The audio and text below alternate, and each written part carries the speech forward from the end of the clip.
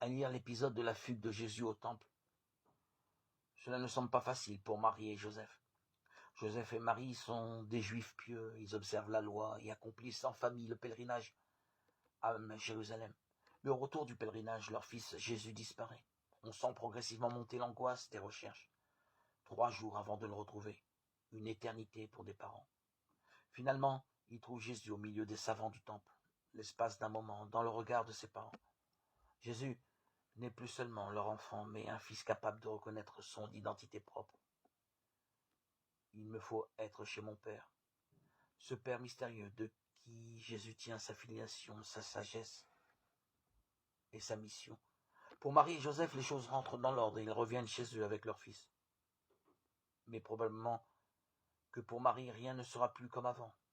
Une brèche s'est ouverte en elle.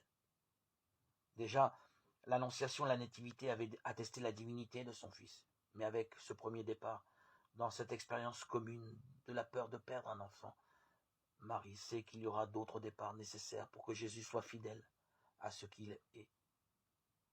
Les enfants ne laissent pas le choix aux parents. Ils grandissent et prennent leur envol. C'est le paradoxe de la famille. Elle vit d'une communion entre ses membres, mais aussi de l'ouverture sur l'extérieur, tel un double mouvement du cœur qui reçoit et qui donne.